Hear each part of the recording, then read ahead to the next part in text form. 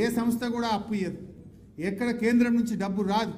కాళేశ్వరంలో దీన్ని భాగం చేసి ఆ 10,000 కోట్లను కూడా దీని మీద పెట్టి పాలమూరును ఎట్లన్నా ముందుకు తీసుకుపోవాలని కేసీఆర్ గారు తపన పడ్డాడు. మీకు పోయలేదు, ఇవాళ మేము కదా పాలమూరుకు తల్లాడింది. మీరు 30 ఏళ్ళు కల్వకుర్తిని బండబెట్టిండ్రు. నెట్టంపాడు, భీమా, కోయిల్ సాగర్ను 10 ఏళ్ళు మీరు పండబెడితే మేము 6,000 కోట్ల రూపాయలు ఖర్చు పెట్టి 6.5 లక్షల ఎకరాలకు పాలమూరు జిల్లాకు మేము కదా నీళ్ళు ఇచ్చింది. 60 ఏళ్లలో మీరు పాలమూరుకు 1,00,000 ఎకరాలే మీరు ఇచ్చింది, ఒకటే జూరాల 1,00,000 ఇచ్చిండ్రు, 3 లక్షలు పొడగొట్టిండ్రు. మైనర్ ఇరిగేషన్లో 2 లక్షలు పోయింది, ఆర్డీఎస్లో 87,000 పోయింది. ఇచ్చింది 1,00,000, పొడగొట్టింది 3. కానీ కేసీఆర్ గారు వచ్చిన తర్వాత మైనర్లో పోయిన 2 లక్షలు మిషన్ కాకతీయ కింద స్థిరీకరించిండు. తుమ్మిళ్ళ లిఫ్ట్ పెట్టి 87,000 ఆర్డీఎస్లో తెచ్చిండు.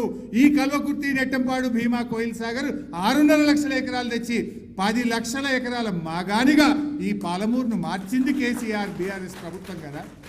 నువ్వేమో 2,80,000 పొక్కబెట్టినావు, మేము 10 లక్షల ఎకరాలు బారిచ్చినాం.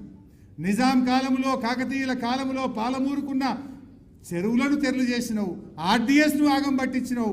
మేము ఆర్డీఎస్కు జీవం తెచ్చి, చెరువులకు జీవం తెచ్చి, పెండింగ్ ప్రాజెక్టులు పూర్తి చేసి 10 లక్షలు పారించి పాలమూరు వలసలు వాపసు వచ్చేటట్టు చేసింది కదా కేసీఆర్ గారి ప్రభుత్వం.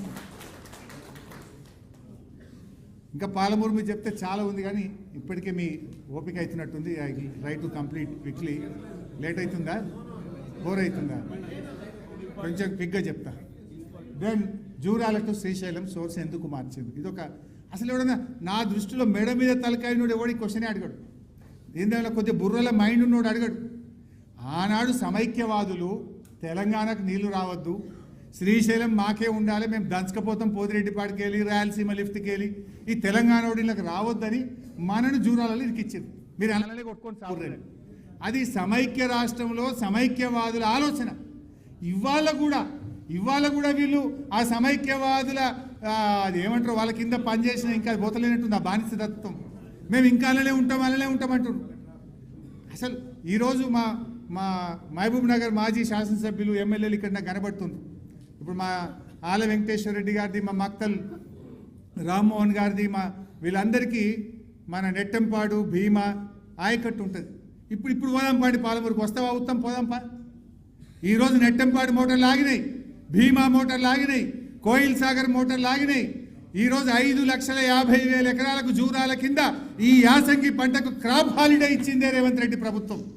నీళ్లు లేవని ఇవాళ జూరాల ఓ నాయకట్టు 1,00,000, నెట్టంపాడు 1,40,000, భీమా 1,60,000, ఇవాళ కోయిల్ సాగర్ ఒక 50,000-60,000 క్రాప్ హాలిడే ఇచ్చిందా లేదా? మరి అదే శ్రీశైలం మీద ఉన్న కల్వకుర్తి మోటార్లు గలగలగలగల కృష్ణా నీళ్లు బారిస్తలేవా? ఇప్పుడు పోదాంపా. ఈ నిమిషానికి కల్వకుర్తి మోటార్లు నడుస్తున్నాయి. ఈ నిమిషానికి ఈ యాసంగి పంటలో శ్రీశైలం మీద ఆధారపడ్డ కల్వకుర్తి ప్రాజెక్టు కింద 2,80,000 ఎకరాలకు ఈ యాసంగిలో నీళ్ళు వస్తున్నాయి. శ్రీశైలం మీద కల్వకుర్తి ఉంటే 2,80,000 వాడుతుంది. జూరాల మీద ఉన్న నెట్టంపాడు, భీమా, కోయిల్ సాగర్ నీళ్లు లేవని క్రాప్ హాలిడే ఇచ్చేసిండ్రు. మరి అండ్లపై పాలమూరు పెడితే మంచినీళ్ళు కూడా దిక్కుండే రేపు. అసలు అంటే నీ ఉద్దేశం ఏంది? ఇక తెలంగాణ ఆంధ్రోడికి శ్రీశైలం అప్పచెప్పుదాం, ఇక మొత్తం వాళ్ళకే అప్పచెప్పుదామనే ఇంకా అదే సమైక్యవాదుల మైండ్ సెట్ మీది.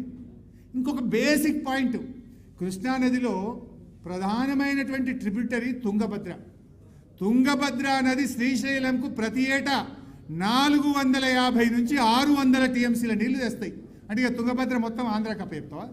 మన లెక్క తెచ్చుకోవద్దా? జూరాల కాడ తుంగభద్ర కలుస్తుందా?